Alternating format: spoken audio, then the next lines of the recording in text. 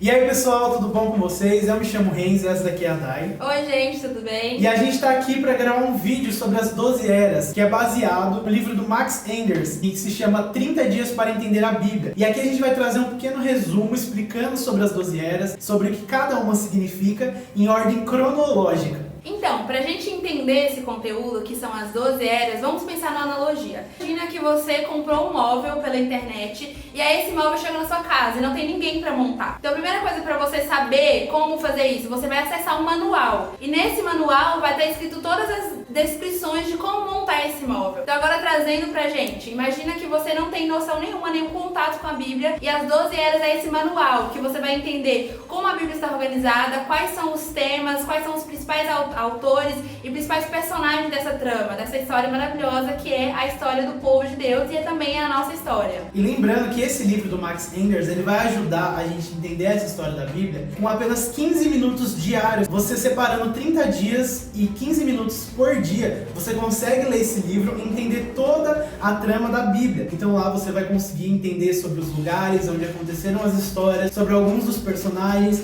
entre outras coisas que vai ajudar a gente no nosso estudo bíblico diário, no nosso devocional, e para que a gente possa também saber discutir quando alguém perguntar alguma coisa sobre as 12 eras. E aqui agora na tela está aparecendo para vocês o arco com as 12 eras e cada uma com uma figura simbolizando cada era. E agora a gente vai falar de cada uma delas. A primeira era a gente chama de Era da Criação, onde a figura principal é Adão e a localização principal fica no Éden. O primeiro ponto dessa era é basicamente a criação, onde Deus cria o mundo e cria o homem. O segundo ponto dessa era é basicamente a segunda coisa que aconteceu nessa criação, que foi a queda do homem. O homem pecou e essa rebeldia deu o que a gente conhece hoje como o pecado original, que foi Adão pecando e Eva e eles sendo expulsos do Jardim do Éden. E no decorrer da história, com muitos anos passando, a gente encontra a história de Noé, que é onde Deus manda um dilúvio, porque a nação ela já estava totalmente no pecado, totalmente depravada. Né? E aí o que acontece? Deus ele manda o dilúvio, onde dura 40 dias e 40 noites, e só existe uma pessoa que é justa, que é Noé. Ele demora 100 anos para construir uma arca e levar toda a sua família junto com ele. E o quarto ponto dessa era é a Torre de Babel, onde Deus ele manda as nações multiplicarem e irem para o mundo. Só que eles querem construir uma só nação, querem ter um só poder, e nisso eles começam a criar uma torre para tentar chegar até Deus. E Deus ele não se agrada disso, e para fazer com que eles se dispersem, Deus confunde a língua deles, fazendo com que eles não se entendam mais, e isso dá a origem a outros povos e outras nações que nós conhecemos hoje com diversas línguas e diversas culturas. Então, a Era da Criação ela está localizada no livro de Gênesis, do versículo 1 ao 11, basicamente. Então, para a gente se localizar na Bíblia nessa ordem cronológica. E a segunda era a gente conhece como Era dos Patriarcas, que foram homens escolhidos por Deus, uma descendência de Abraão, até chegar a José. E a figura principal dessa era é Abraão, o pai da fé, como todo mundo conhece, e a localização principal fica em Canaã. E o primeiro ponto dessa era é Abraão, onde Deus vai escolher para fazer uma aliança com ele, e assim ele se torna pai do povo hebreu, o começo de todo o povo israelita. O segundo ponto é Isaac. Isaac é o filho de Abraão, filho da promessa, e como todos conhecem a história de Isaac, onde Deus pede para Abraão levar Isaac para sacrifício, só que se chegando lá, Deus acaba não deixando Abraão sacrificar o próprio filho. E o terceiro ponto dessa lista é Jacó, que é o pai da nação de Israel, onde ele vai dar origem aos 12 tribos de Israel. E o quarto ponto dessa era é José, onde ele é vendido pelos seus irmãos e levado até o Egito como escravo, e lá ele se torna um grande governador. E com isso toda a nação de Israel ela vai para o Egito e começa a viver lá durante muito tempo. Toda a Era dos Patriarcas está localizada no livro de Gênesis, do capítulo 12 ao 50. A gente termina Gênesis com José no Egito e a toda a família dele também indo para o Egito. Em Êxodo, a gente dá sequência ao próximo livro das eras e a gente entra na Era do Êxodo. Nessa era, a gente tem como figura principal Moisés, como a localização o Egito, mas logo eles saem também do Egito. A Era do Êxodo tem 4 pontos. O primeiro ponto é a libertação. Então o povo está no Egito, eles oram para Deus pedindo libertação porque eles eles se tornaram escravos e Deus envia Moisés para libertar o povo. Depois do que a gente conhece como as pragas, toda a trajetória, o Mar Vermelho, eles são libertos e aí Deus dá a lei para eles no deserto, que é o segundo tópico. Então o segundo tópico é a lei, quando Deus entrega para eles 12 mandamentos e a forma que eles têm que viver a partir de agora como uma nação. O terceiro tópico é Kadesh Barneia. O que acontece? Deus fala para eles, liberta do Egito e levam eles a uma terra e promete essa terra para eles, que é a terra de Canaã, a mesma terra que Deus tinha prometido a Abraão. Só que o que acontece? Quando chega lá, eles enviam 12 espias, só que os 12 espias, eles olham a terra, eles observam e quando eles voltam, 10 dos espias falam assim: essa terra é muito perigosa, terra de gigante, e eles ficam incrédulos e com medo. Apenas 2 espias, Josué e Caleb, que olham a terra e falam: essa terra mana leite e mel, é uma terra fértil. O quarto ponto é 40 anos vagando no deserto. Por conta da incredulidade do povo e não acreditar em Josué e Caleb, acreditar nos outros 10 espias, eles não acreditam que eles conseguem conquistar a terra prometida, então Deus deixa eles vagando no deserto durante 40 anos, até uma nova geração se reerguer. Então, dos que entraram na terra prometida, apenas Josué e Caleb, dos que saíram do Egito, conseguiram entrar por conta da fé que eles tiveram em Jesus. Toda essa história está narrada no livro de Êxodo. A gente tem também algumas trajetórias no livro de Levítico, Números, Deuteronômio. Todo o Pentateuco aborda a grande história desse povo, como eles saíram do Egito, os milagres que Deus fez, a lei que Deus dá, a forma que Deus ensina eles a viver, a ética que o Senhor providencia para eles, tudo isso narrado no Pentateuco, que é os livros da lei. A próxima era é a era da conquista. Essa era é descrita no livro de Josué, que é o próximo livro, né, depois do Pentateuco. E essa era basicamente é Josué liderando o povo para conquistar a terra que Deus tinha prometido. Porque nessa terra viviam outras pessoas, outras nações, mas Deus deu essa terra para o povo, prometeu essa terra para o povo. Então eles tinham que conquistar a terra. A figura principal é Josué, a localização principal é Canaã, a terra prometida, e a gente tem 4 pontos. O primeiro ponto dessa era, da era da conquista, é Jordão. No Rio Jordão, eles têm que atravessar também o rio para chegar à cidade. Mais uma vez, Deus abre, né? Em vez de ser o mar, agora é o rio e eles passam andando sobre o rio. O segundo ponto é Jericó, a cidade que eles têm que conquistar, mas essa era uma cidade super forte, tinha muralhas fortes, um povo guerreiro, mas Deus dá uma ordem para eles, Deus dá um sinal, fala para eles rodearem a cidade que os muros iriam cair. E é isso que acontece, é mais um grande milagre da conquista. O terceiro ponto é a conquista, onde eles definitivamente conquistam várias das terras, lutam para conquistar essas terras e conseguem ganhar em vários povos. E o quarto ponto é o domínio, que é onde eles definitivamente dominam esse território, essa terra que Deus prometeu, e é onde a gente fecha agora a era da conquista, que nada mais é eles conquistando a terra prometida e definitivamente morando nessa terra que Deus prometeu a eles e prometeu a Abraão lá no começo. E a próxima era é a quinta era, que é a era dos juízes, que foi o pior período do povo hebreu e cada um fazia o que parecia certo para si mesmo. Foram 400 anos de rebelião e Deus levanta juízes para governar o povo. E lá em Juízes 21, no finalzinho, fala assim: naquela época não havia rei em Israel e cada um fazia o que lhe parecia certo. A figura principal dessa era é Sansão, mas existiram outros juízes. É que Sansão é o mais conhecido entre as histórias que nós ouvimos e tudo mais. E a localização principal ficaria em Canaã e também em outros lugares. O primeiro ponto dessa era são os juízes, que eram líderes políticos militares que Deus levantava. Então não eram líderes legislativos, mas eram líderes realmente militares, políticos que levantavam e guerreavam contra o povo. O segundo ponto é a rebelião. O povo se rebelava contra Deus, esqueciam a lei que Deus tinha dado na era do Êxodo, cada um fazia o que bem entendia, como o Renzo leu no versículo. O terceiro ponto é o chave assim, do livro de Juízes, que eram ciclos de repetições e desgraças. O povo pecava, eles, consequentemente, porque eles pecavam, as nações vinham contra eles e conquistavam eles. Depois disso, eles lembravam de Deus, oravam, se arrependiam. Quando eles oravam, se arrependiam, Deus ouvia eles, levantava os juízes vinham, guerreavam contra o povo, reconquistavam a terra e eles tinham um momento de paz. Depois desse momento de paz, eles começavam a pecar novamente. Por causa do pecado, as nações vinham novamente contra eles. Por causa das nações vinham, eles oravam, se arrependiam, vinha outro juiz, o juiz governava, lutava e eles eram libertos. Depois eles tinham anos de paz e esse ciclo de repetição de desgraças iam sempre acontecendo durante os 400 anos, então um período bem grande. O quarto ponto é um ponto de esperança, que é Ruth. Ruth foi um livro que foi escrito nessa época dos juízes, nessa era, né, dos juízes, e ela é um exemplo de fidelidade, é um exemplo de uma história de fidelidade, de amor a Deus, numa época que todo mundo fazia o que bem entendia, que ninguém queria saber de Deus. Então, quando a gente lê essa história, no meio desse caos que estava o povo de Deus, a gente vê e sabe, tem essa esperança que ainda existem pessoas que são fiéis a Deus em tempos que parece que ninguém é fiel. E a gente tem agora a sexta era, que é a era do reino.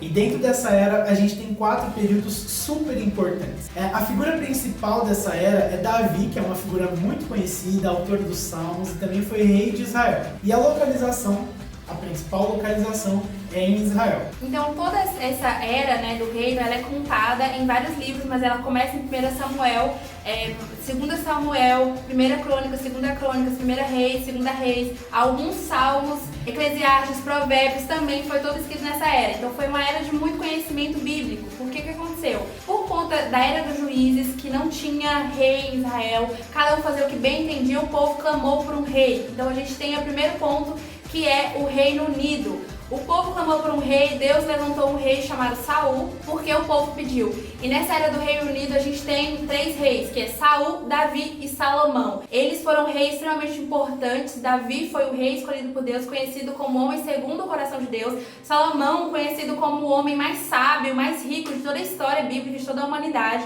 Então é um ponto muito importante. O segundo tópico é o reino dividido. O que acontece? Salomão deixou seu filho Roboão como sucessor do trono, mas Roboão se rebela contra Deus, se rebela contra o povo, e por conta disso, as tribos que estavam no reino, que são 12 tribos, a gente viu nas outras eras, elas se dividem. A gente tem os tópicos, os pontos, reino do norte e reino do sul. Então, o reino se divide em 2 depois de Roboão. Então, a gente tem o reino do norte, que ficou todas as 10 tribos, e a capital era Samaria, e a gente tem o reino do sul, que ficou a tribo de Judá e a de Benjamim, e a capital era Jerusalém. Nesse tempo, a gente teve apenas 8 reis tementes a Deus. O resto dos reis foram todos infiéis e não ouviram, não obedeceram a palavra de Deus. Então, por mais que teve um tempo áureo ali no Reino Unido, que o reino e a nação prevaleceu, mas depois o reino se dividiu e virou um caos que causou a próxima era que a gente vai ver agora. Então vamos falar da era do exílio, que foi a consequência de todo o pecado do povo na era do rei. Foram 70 anos de exílio. A gente tem a figura de Daniel como das pessoas que foram exiladas, mas a gente tem vários profetas. Então nessa era a gente está envolvido alguns profetas e alguns livros de alguns profetas nessa era do exílio. A principal localização é a Babilônia, porque é para onde o povo é levado, para onde o povo vai ser exilado. Nessa era a gente tem 5 pontos. Então a gente tem o primeiro ponto, que é a profecia de Jeremias. Deus fala para Jeremias, conta para Jeremias que ele ia exilar o povo. Jeremias profetiza isso, mas ninguém acredita, porque estava num ponto muito tranquilo, os reis governando, então as pessoas não acreditam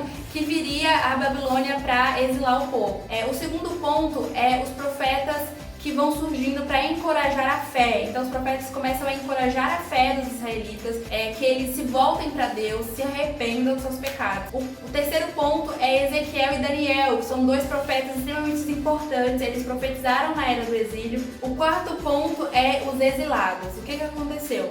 A Babilônia veio, tomou toda a nação, destruiu Jerusalém e levou várias pessoas para a Babilônia, levou a nação de Israel, esse reino, cativo na Babilônia. Então muitas dessas pessoas ficaram exiladas noutro lugar, noutra terra, sem entender muito bem o que estava acontecendo. A 8ª era é a era do retorno. Então o povo está exilado, está cativo, está sofrendo naquele lugar, e chega um tempo de retorno. Daniel, ele é um dos profetas que foram exilados, ele estava lá na corte do rei, a história dele é interessantíssima, e ele lê o livro de Jeremias, um pergaminho, e ele lê lá que Deus tinha falado que o exílio só duraria 70 anos. Ele faz as contas e percebe que já deu tempo, então ele começa a orar. Nesse tempo Deus também levanta Neemias e levanta Esdras, que é uma figura essencial nessa era. Então a figura é Esdras, a localização é Jerusalém, porque Esdras é um sacerdote, é um escriba, que ele tem no seu coração estudar, praticar e ensinar a lei do Senhor. E aí ele retorna para Jerusalém com o propósito de reconstruir Jerusalém, com o propósito de reconstruir a cidade e reconstruir as pessoas. Então ele faz um censo, então ele tem todos os nomes de todas as famílias e as pessoas que saíram de Jerusalém, saíram do reino e foram exilados. Ele começa a enviar cartas para essas pessoas retornarem. Porque nesse tempo já mudou o poder da Babilônia para a Pérsia. Então agora esse império ele era um pouco mais aberto e permitia com que o povo judeu voltasse para suas terras. Nesse tópico, nessa era, a gente tem alguns pontos. O primeiro ponto é abandono e destruição de Jerusalém. Jerusalém ficou por 70 anos abandonada. Eles levaram todos os despojos, destruíram a cidade, então a cidade estava totalmente destruída. O segundo ponto é a reconstrução do templo. Para eles voltarem para a cidade, precisaria ser reconstruído o templo que foi destruído também na era do exílio. O outro ponto também é a recuperação espiritual, porque além de ter sido destruído fisicamente, espiritualmente também os judeus estavam totalmente destruídos. Eles tinham sido exilados, estavam com a fé fraca, então precisou haver uma reconstrução espiritual. E essa reconstrução veio através da lei do Senhor, veio através dos ensinamentos de Deus, que Esdras ele preservava muito isso. O outro ponto é as muralhas. Então a cidade precisaria ser construída, muralhas. Neemias foi muito responsável por isso, por reconstruir as muralhas de Jerusalém para que eles pudessem morar com segurança na cidade. E aí depois dessa reconstrução completa, eles poderiam retornar com segurança à terra que Deus tinha prometido aos seus pais. E o último ponto da Era do Retorno, que é a mudança de poder, ela nos leva à próxima era, que é a Era do Silêncio, conhecida como a Nona Era, que foi o período que Deus não falou com o povo, não houve nenhuma palavra profética com o povo. E essa mudança de poder, ela passa do Império Persa para o Império Grego. E esse Império Grego, ele começa a conquistar toda a região palestina, da Mesopotâmia, do Egito, praticamente todo mundo conhecido. A figura principal dessa era são os fariseus, partido político judaico, muito conhecido na época, também muito dito no Novo Testamento. E a localização, como eu já disse, fica em Jerusalém, a localização principal, mas também em alguns outros pontos de todo mundo conhecido. O primeiro ponto dessa era são os 400 anos de legalismo e os 400 anos de silêncio. Ao mesmo tempo que não houve nenhuma palavra profética de Deus, não houve nenhum profeta profetizando para o povo, haviam os judeus, haviam também os gregos dominando toda a região da Palestina, de Jerusalém, e trazendo o helenismo, tentando conquistar todo mundo com a sua cultura, com a sua filosofia, com as suas ideias. E dentro disso tinham as seitas políticas e religiosas, né, do povo tanto grego quanto judaico. Então existiam as seitas dos dois, as demandas dos dois. E o terceiro ponto nos leva à esperança messiânica. Muitos dos judeus acreditavam que naquela época viria um Messias para salvar eles de tudo aquilo, mas seria um Messias físico, alguém que viria do poder e libertar eles de todo aquele domínio grego que eles estavam sofrendo. E o quarto ponto é a preparação para o Messias realmente, que no final desses 400 anos surge João Batista profetizando e preparando o caminho para a vinda de Jesus. Então, e ele pregava contra o Império Romano, já não era mais o Império Grego, e sim o Romano. Dentro disso a gente vai ter várias histórias e a gente vai explicar um pouco na aula de panorama do Novo Testamento para a gente entender realmente o que aconteceu. Mas é bom a gente frisar que esse período foram 400 anos de silêncio, o povo judeu estava sendo dominado pelo povo grego e havia uns partidos políticos judaicos. É importante a gente lembrar também que até a Era do Retorno a gente está falando de Antigo Testamento. Na Era do Silêncio é o período entre o Antigo e o Novo Testamento, e a partir da 10ª Era a gente vai começar falando do Novo Testamento, dos livros que compõem. A gente chama esse período de período intertestamentário ou período interbíblico, que é basicamente o que a Day falou, entre os dois testamentos. A gente não tem nenhum escrito inspirado por Deus, canônico, na Bíblia em relação a esse período. E esse último ponto, que é a preparação da vinda do Messias com João Batista, nos leva à próxima era, que é a era do Evangelho, né? A era que Jesus vem cumprindo todas as profecias do Antigo Testamento. Aqui a gente já entra no Novo Testamento, falando de Mateus até João. A figura principal, obviamente, é Jesus, e isso tudo se passa na região da Palestina. Todas as histórias que foram contadas ali, mas como também as outras eras, existem algumas outras localidades citadas nesses 4 evangelhos que não são tão importantes quanto aonde Jesus está. Nos 4 evangelhos, basicamente, a gente vai ver o quê? O começo da vida de Jesus, né, em Mateus, Marcos, Lucas. A gente vai ter o início do ministério de Jesus, o final do ministério de Jesus e a morte e a ressurreição de Jesus. Tudo isso contado nos 4 evangelhos de uma forma diferente, de uma maneira diferente em cada um.